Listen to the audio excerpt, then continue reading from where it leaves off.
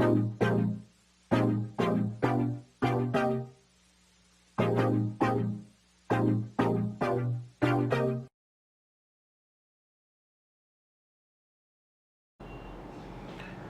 my dear students, AP EPDCL JLM exam రాసే స్టూడెంట్స్కి మీకున్న 24 యూనిట్స్ సిలబస్ మీ అందరికీ తెలుసు, ఆల్రెడీ నోటిఫికేషన్ రిలీజ్ చేశారు.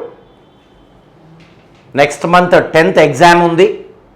డిసెంబర్ 1st వీక్ లోపల మీరు ఎక్కడ జాబ్ ప్లేస్ కూడా అపాయింట్మెంట్ ఆర్డర్ తీసుకొని మీరు ఎక్కడ వర్క్ చేయాలో కూడా డిసైడ్ అయిపోతుంది. కాబట్టి మీ ప్రిపరేషన్ చాలా రిగరస్గా ఉండాలి. ఈ తక్కువ రోజులో ఒక 30 రోజులు దగ్గర మనకు 30 రోజుల కంటే ఎక్కువ లేదు. ఈ 30 డేస్లో ప్రిపరేషన్ ఎలా ఉండాలి అనేది మీకు చాలా ఇంపార్టెంట్ అమ్మా. అయితే ఫస్ట్ ఏంటంటే, మనం ఐటీ కాలేజీలో చదువుతున్నప్పుడు ఏదో రఫ్గా చదివేసి అట్లా ఇట్లా చూసి రాసి ఏదో ఒక రకంగా మనం పాస్ అయిపోయి ఉంటాం. ఆ నాలెడ్జ్తో వెళ్ళి గవర్నమెంట్ కండక్ట్ చేసే ఆబ్జెక్టివ్ ఎగ్జామ్ని మీరు రాసి మీ కాడ వర్త్ లేకపోతే జాబ్ కొట్టడం అనేది కొద్దిగా డిఫికల్ట్. సో ఆ పాయింట్ని మీరు గుర్తుపెట్టుకోండి. ఆల్రెడీ చాలామంది స్టూడెంట్స్ మన సాయి మీద JLM యాప్ నుంచి వీడియోస్ అన్నీ పర్చేస్ చేసి ప్రిపరేషన్ స్టార్ట్ చేశారు. వీడియోస్ వాచ్ చేస్తున్న వాళ్ళు వీడియోస్ చూస్తున్నారు, ఎగ్జామ్స్ రాసేవాళ్ళు ఎగ్జామ్స్ రాస్తున్నారు, మెటీరియల్ కొంతమంది తీసుకొని వాళ్ళు చదువుతున్నారు. మీరు ఇప్పటికీ కూడా ఇంకా స్టార్ట్ కాకపోతే ఇమ్మీడియట్గా స్టార్ట్ చేయండి. అయితే ఇప్పుడు ఈ క్లాస్లో ఏం చెప్తాను సార్ అంటే, మనకున్న ఈ 24 యూనిట్స్లో ఒక యూనిట్ తీసుకొని దాంట్లో JLM ఎగ్జామ్లో క్వశ్చన్స్ ఎలా ఉంటాయి, ఎక్కడ మనం కాన్సన్ట్రేట్ చేయాలి, ఆ యూనిట్ నుంచి ఎన్ని మార్కులు వస్తాయి, ఈ యూనిట్లో థియరీ క్వశ్చన్స్ వస్తాయా ప్రాబ్లమ్స్ వస్తాయా, థియరీ క్వశ్చన్స్ వస్తే ఎలా ఉంటాయి, ప్రాబ్లమ్స్కి ఏమైనా ఛాన్స్ ఉందా. జనరల్గా ఏంటంటే మీరు చాలా ధైర్యంగా ఉండొచ్చు. JLM ఎగ్జామ్లో అవుట్ ఆఫ్ మనకి 80 క్వశ్చన్స్ 80 మార్కులు 80 మార్క్స్ మీ పేపర్ క్వశ్చన్ పేపర్. ఈ 80 మార్క్స్లో 60 మార్కులు మినిమం థియరీ క్వశ్చన్సే ఉంటాయి. మిగతా 20 నుంచి 10 నుంచి 20 దాకా చిన్న చిన్న ఫార్ములా బేస్డ్ పైన ప్రాబ్లమ్స్ రావడానికి ఛాన్సెస్ ఉన్నాయి. సార్ ఆ ప్రాబ్లమ్స్ కూడా ఏ యూనిట్స్ నుంచి వస్తాయి సార్? ప్రాబ్లమ్స్ ఎక్కడి నుంచి వస్తాయి? బేసిక్ ఎలక్ట్రిసిటీ ఉంది, Ohm's law, Kirchhoff's law, lamps, power calculations, ఇలాంటి వాటి నుంచి వస్తాయి. ఎలక్ట్రోస్టాటిక్స్ ఉంది, దాంట్లో capacitors, energy stored in a capacitor, energy stored in a inductor, దేంట్లో ఎలక్ట్రోమాగ్నెటిక్ ఇండక్షన్లో దానిపైన ఎక్కువ ప్రాబ్లమ్స్ ఉండే ఏరియా ఏది సార్ అంటే AC fundamentals, AC circuits. RMS value కనుక్కోమనటం, ఫామ్ ఫ్యాక్టర్ ఫైండ్ అవుట్ చేయటం, ఇంపెడెన్స్ ఎంత ఉందో కనుక్కోమంటాం, రెజొనెన్స్ దగ్గర కరెంట్ ఫైండ్ అవుట్ చేయమనటం, ఇవన్నీ కూడా ప్రాబ్లమ్స్ రావడానికి ఎక్కువ మీకు ఛాన్సెస్ ఆ సబ్జెక్ట్లో ఉన్నాయి. అయితే ఇప్పుడు మన ఈ క్లాస్లో నాకున్న ఈ 25 ఇయర్స్ ఎక్స్పీరియన్స్లో అమ్మ మన సాయి మీద ఇన్స్టిట్యూట్ నుంచి ఎలక్ట్రికల్ డిపార్ట్మెంట్లో assistant divisional engineers, electrical department Transco, Genco, డిస్కమ్స్లో assistant engineers, sub engineers, line mans అందరూ కూడా చాలామంది మన ఇన్స్టిట్యూట్లో కోచింగ్ తీసుకొని జాబుల్ని అబ్టైన్ చేసి ప్రస్తుతానికి ఏపీ తెలంగాణలో వేల మంది స్టూడెంట్స్ ఉద్యోగాలు తెచ్చుకొని ప్రిపేర్ అవుతున్నారు. నాకున్న ఈ ఎక్స్పీరియన్స్లో నేను 1998 ఏపీ ట్రాన్స్కో అసిస్టెంట్ ఇంజనీర్గా జాబు జాయిన్ అయ్యి మీలాంటి వాళ్ళందరికీ జాబులు తీపించడానికి ఈ క్లాసులన్నీ చెప్తున్నాను. నా క్లాసులు విన్న తర్వాత మీకు అసలు ఇలా ఉంటుందా సబ్జెక్టు, మనం ఇంత ఈజీగా నేర్చుకోవచ్చా, మనకి జాబ్ వచ్చేస్తుంది అనే కాన్ఫిడెన్స్ కూడా మీలో క్రియేట్ అవుతుంది. ఇప్పుడు చూడండి, ఇక్కడ నేను ఇంకొక సారు శేఖర్ సార్ అని మేమిద్దరం కూడా ఈ 24 యూనిట్స్ ఏవైతే ఉన్నాయో కంప్లీట్ సిలబస్ని వీడియో క్లాసెస్ అన్నీ చెప్పి మన సాయి మీద JLM యాప్లో ఉంచాము. వాటిని తీసుకొని మీరు ప్రిపరేషన్ స్టార్ట్ చేయండి.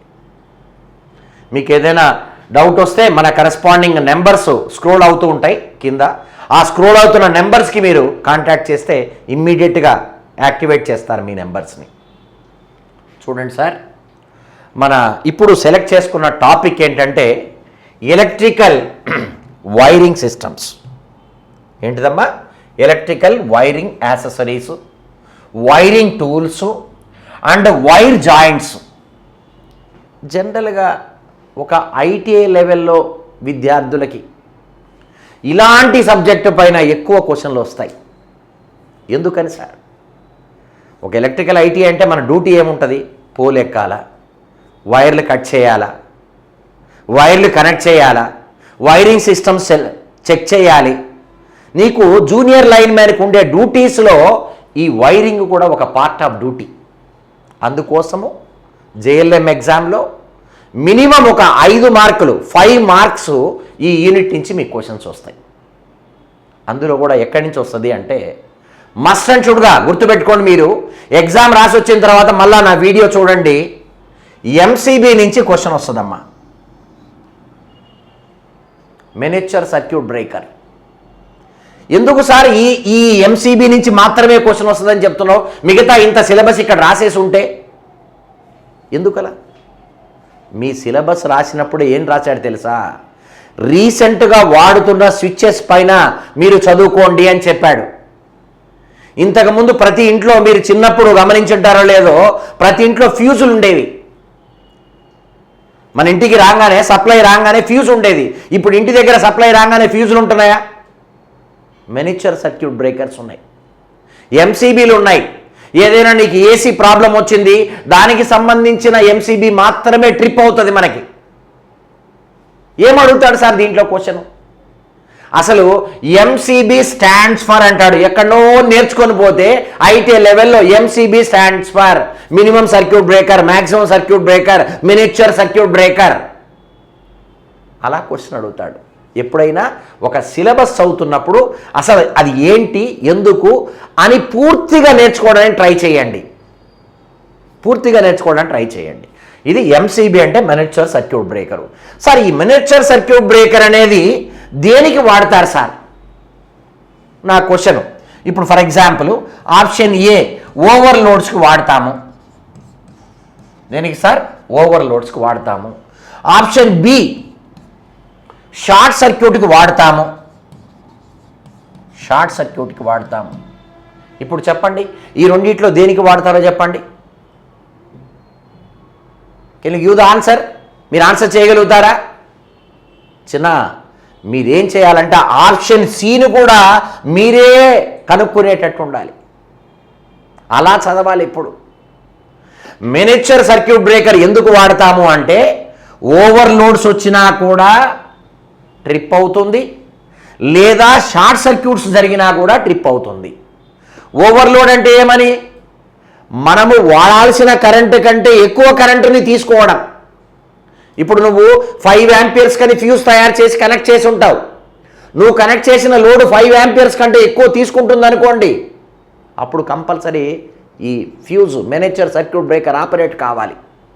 లేదు ఒక 2 వైర్లు కలిసిపోయాయి, షార్ట్ సర్క్యూట్ జరిగింది, ఎక్కడో వైరింగ్లో ఇన్సులేషన్ ఫెయిల్ అయిపోయి షార్ట్ సర్క్యూట్ జరిగింది, అప్పుడు కూడా ఎక్కువ కరెంట్ని డ్రా చేస్తుంది కదా షార్ట్ సర్క్యూట్ జరిగినప్పుడు, అప్పుడు కూడా మనకి బ్రేకర్ ఆపరేట్ కావాలి. సో ఆప్షన్ సి ఏంటి చెప్పండి? Both A and B. ఇంకా ఆప్షన్ డి నేను చెప్పట్లేదులేండి, ఆప్షన్ డి చెప్పట్లేదు, ఎందుకంటే అవసరం లేదు none of this all above something like that ఇస్తాడు. ఓవర్లోడ్స్ పనిచేస్తుంది, షార్ట్ సర్క్యూట్ పనిచేస్తుంది. ఇలా నేర్చుకొని ఎగ్జామ్ పోయినాక మరి ఓవర్లోడ్స్ వచ్చినప్పుడు ఏ ఎఫెక్ట్ పైన పనిచేస్తుంది సార్? షార్ట్ సర్క్యూట్ పైన వచ్చినప్పుడు ఏ ఎఫెక్ట్ పైన పనిచేస్తుంది? ఇది చాలా ఇంపార్టెంట్ పాయింట్. లోడ్ ఎక్కువైందనుకోండి, ఓవర్లోడ్ జరిగిందనుకోండి, దాంట్లో థర్మల్ స్ట్రిప్ ఒకటి ఉంటుంది, టెంపరేచర్కి సంబంధించిన స్ట్రిప్ ఒకటి ఉంటుంది. ఎప్పుడైతే లోడ్ ఎక్కువగా తీసుకుంటుందో ఆ బైమెటాలిక్ స్ట్రిప్, థర్మల్ స్ట్రిప్ అనేది బాగా హీట్ అయిపోయి ఇమ్మీడియట్గా సర్క్యూట్ని ట్రిప్ చేస్తుంది. అంటే ఓవర్లోడ్స్ వచ్చినప్పుడు ఏం ఎఫెక్ట్ ఉంటుంది సార్? థర్మల్ ఎఫెక్ట్ పైన పనిచేస్తుంది. మరి షార్ట్ సర్క్యూట్ వచ్చినప్పుడు ఏం ఏం ఏం పనిచేస్తుంది సార్? థర్మల్ ఎఫెక్టే పనిచేస్తుందా? థర్మల్ ఎఫెక్ట్ అంటే ఏంటి? టెంపరేచర్ పెరగడం వల్ల సెన్స్ అయ్యి మన సర్క్యూట్ ట్రిప్ అవుతుంది. టెంపరేచర్ వల్ల మారుతుంది కాబట్టి దాన్ని థర్మల్ ఎఫెక్ట్ అంటాము. మరి షార్ట్ సర్క్యూట్ జరిగినప్పుడు ఏమి ఎఫెక్ట్ సార్? షార్ట్ సర్క్యూట్ జరిగినప్పుడు ఎలక్ట్రోమాగ్నెటిక్ ఎఫెక్ట్ పైన. సో ఏమర్థమవుతుంది మీకు? ఎంసీబీ అనే స్విచ్ థర్మల్ ఎఫెక్ట్ పైన ఆపరేట్ అవుతుంది, ఎలక్ట్రోమాగ్నెటిక్ ఎఫెక్ట్ పైన ఆపరేట్ అవుతుంది. ఓవర్లోడ్స్ వచ్చినప్పుడు థర్మల్ ఎఫెక్ట్ పైన ఆపరేట్ అవుతుంది, షార్ట్ సర్క్యూట్ వచ్చినప్పుడు ఎలక్ట్రోమాగ్నెటిక్ ఎఫెక్ట్ పైన ఆపరేట్ అవుతుంది. ఇది చాలా పవర్ఫుల్ స్విచ్. ఇప్పుడు మనం ఎక్కడ హౌస్ హోల్డ్స్లో, అప్లికేషన్స్లో, హోటల్స్, ఇండస్ట్రీస్, హౌస్ అప్లికేషన్స్లో అంతా కూడా ఎంసీబీని మనం వాడుతూ ఉంటాం. ఎంసీబీ నేర్చుకుని వదిలేయద్దు. ఎంసీసీబీ ఏముందో తెలుసుకోండి. ఎంసీసీబీ కూడా ఏం చెప్పి ఎంసీపీకి ఎంసీసీబీకి డిఫరెన్స్ తెలియాలి అంటే మీరు కంప్లీట్ వీడియో క్లాసులు చూడాలి. ఈ క్లాస్ ఏంటి? మోడల్ క్లాస్ మాత్రమే. మీకు ఎలా ఉంటుంది, దేనిపైన క్వశ్చన్లు అడుగుతాడు అని. ఇది ఎంసీబీ అయిపోయింది. ఎంసీబీ అయిపోయిన తర్వాత ఇంకో క్వశ్చన్ ఎక్కడి నుంచి వస్తుంది సార్? ఫ్యూజెస్ నుంచి వస్తుంది. ఎక్కడి నుంచి వస్తుంది? ఫ్యూజ్ నుంచి ఏం క్వశ్చన్ వస్తుంది చెప్పండి? ఫ్యూజ్ నుంచి ఏం క్వశ్చన్ వస్తుంది? ఫస్ట్ చిన్న క్వశ్చన్ అడుగుతున్నాను మిమ్మల్ని నేను. ఇలాంటివే మనకి జేఎల్ఎం ఎగ్జామ్ ఎక్కడెక్కడికో వెళ్ళరమ్మా, చిన్న క్వశ్చన్లు. ఏమంటే ఫ్యూజ్ అనేది ఫేజులో ఉంటుందా, న్యూట్రల్లో ఉంటుందా, ఫేజు న్యూట్రల్ రెండింటిలో ఉంటుందా లేదా చెప్పండి? ఫ్యూజ్ అనేది ఓన్లీ ఫేజ్ వైర్లోనే ఉంటుందా, లేదా న్యూట్రల్ వైర్లో కూడా ఉంటుందా? Both phase wire, neutral wire రెండిట్లో కంపల్సరీ ఉండాలనా? చెప్పండమ్మా, ఏం ఊహిస్తున్నారు ఆన్సరు? ఎప్పుడైనా సరే ఫ్యూజ్ అనేది మన ఫేజ్కి దానికి సిరీస్లో కనెక్ట్ చేయాలి. న్యూట్రల్లో ఉండదు, ఓన్లీ ఫేజ్లో మాత్రమే ఉంటుంది. ఒకవేళ ఫ్యూజ్ న్యూట్రల్లో ఉంటే ఏం జరుగుతుంది సార్? దానివల్ల ఏం జరుగుతుంది అంటే, ఒకవేళ ఫ్యూజ్ న్యూట్రల్లో ఉండి ఫ్యూజ్ కట్ అయిపోయింది అనుకోండి, ఎవరైనా మనిషి వెళ్ళి ఆ ఎక్విప్మెంట్ని టచ్ చేసినప్పుడు ఏమైనా లీకేజ్ ఉంటే వాళ్ళకి షాక్ కొడుతుంది. అందుకోసము ఫ్యూజ్ వైర్ని ఎప్పుడు కూడా ఎక్కడ కనెక్ట్ చేయాలి? ఫేజ్కి సిరీస్లో కనెక్ట్ చేయాలి. ఇలాంటి క్వశ్చన్స్ మీకు ఎగ్జామ్లో వస్తాయి చిన్న. ఏమ్మా వింటున్నారా? ఇది నేర్చుకొని పోయినారు. మళ్ళీ ఫ్యూజ్ పైన ఏం క్వశ్చన్ వస్తుంది సార్? ఫ్యూజ్ పైన మనకి ఏం క్వశ్చన్ వస్తుంది అంటే, ఫ్యూజ్లో ఒక ఫ్యూజ్ మెటీరియల్ మనం తయారు చేయాలంటే ఏం మెటీరియల్ తయారు చేస్తాము? ఫ్యూజ్కి ఎలాంటి ప్రాపర్టీస్ ఉండాలి? మెల్టింగ్ పాయింట్ తక్కువ ఉండాలి. చాలా ఇంపార్టెంట్ క్వశ్చన్ ఇది. లో మెల్టింగ్ పాయింట్ ఉండాలి. It should not deteriorate from oxidation నుంచి డిటరేషన్ జరగకూడదు. హై కండక్టివిటీ ఉండాలి. లో టెంపరేచర్ కోఎఫిషియంట్ ఆఫ్ రెసిస్టెన్స్ ఉండాలి. ఇలా ఫ్యూజ్కి కావలసిన ప్రాపర్టీసు. దేనికి కావాల్సిన ప్రాపర్టీసు? ఫ్యూజ్కి కావాల్సిన ప్రాపర్టీస్. మరి ఫ్యూజ్ మెటీరియల్ ఏం వాడతాము? ఫ్యూజ్ మెటీరియల్ మనం లెడ్ వాడతామా? ఏం చిన్న వింటున్నారా లేదా? లెడ్ వాడతామా, టిన్ వాడతామా, కాపర్ వాడతామా, సిల్వర్ వాడతామా? ఇలా క్వశ్చన్లు మనకు వచ్చాయి.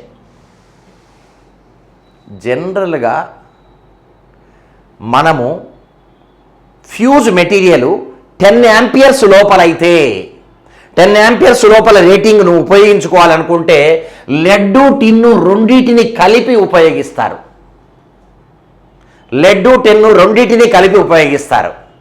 లేదు కరెంట్ కెపాసిటీ ఎక్కువగా ఉంది, 20 amperes 30 amperes అలా ఎక్కువ కరెంట్కి ఫ్యూజ్ వాడాలి అనుకుంటే అలాంటప్పుడు మనము కాపర్ కానీ సిల్వర్ కానీ ఉపయోగిస్తాం. కొంత పర్సెంట్ లెడ్ వాడాలి, కొంత పర్సెంట్ టిన్ను వాడాలి. ఎంత పర్సెంట్ లెడ్ వాడాలో, ఎంత పర్సెంట్ టిన్ను వాడాలో ఒక్కసారి మీరు నేర్చుకోండి. ఎందుకు మిమ్మల్ని నేర్చుకోమంటున్నానంటే, నేను చెప్పేయచ్చు ఇక్కడ, అట్లీస్ట్ దానికోసం చదువుతూ ఉంటే నీకు ఇంకొక ఇన్ఫర్మేషన్ వస్తుంది. సో ఫ్యూజ్కు ఉండాల్సిన ప్రాపర్టీస్ ఏంటి సార్? ఫ్యూజ్కు ఉండాల్సిన ప్రాపర్టీస్ ఏంటి? Low melting points, it should not deteriorates from the oxidation, high conductivity, low temperature coefficient of resistance. ఇలా మనకు ఆప్షన్స్ ఇచ్చి ఆల్ ది అబోవ్ అంటాడు, బిలో, అలా సంథింగ్ మిమ్మల్ని క్వశ్చన్లు ఇలా ఈ విధంగా అడుగుతూ ఉంటాడమ్మా. సో ఫ్యూజ్ గురించి బాగా నేర్చుకోండి. ఒక్కొక్కసారి ఈ ఫ్యూజ్లోనే ఫ్యూజింగ్ ఫ్యాక్టర్ ఎలా ఉంటుంది, ఫ్యూజింగ్ ఫ్యాక్టర్ గ్రేటర్ దాన్ 1 ఉంటుందా, ఈక్వల్ టు 1 ఉంటుందా, లెస్ దాన్ 1 ఉంటుందా? ఇది ఒకసారి అసిస్టెంట్ ఇంజనీర్ ఏఈ జాబ్స్కి ఏపీ ట్రాన్స్కో ఎగ్జామ్లో ఈ క్వశ్చన్ అడిగినాడు. ఫ్యూజింగ్ ఫ్యాక్టర్ అనేది గ్రేటర్ దాన్ 1 ఉంటుందా, ఈక్వల్ టు 1 ఉంటుందా, లెస్ దాన్ 1 ఉంటుందా? ఫ్యూజింగ్ ఫ్యాక్టర్ అనేది ఎప్పుడు కూడా గ్రేటర్ దాన్ 1 ఉంటుందమ్మా. ఏముంటుంది సార్? Greater than 1. ఇలా ఎందుకు ఫ్యూజింగ్ ఫ్యాక్టర్ గ్రేటర్ దాన్ 1 ఉంటుంది అని అంటే, because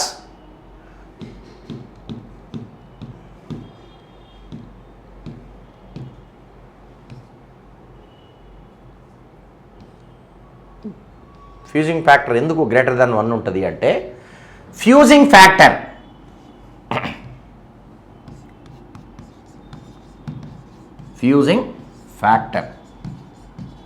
is equal to minimum fusing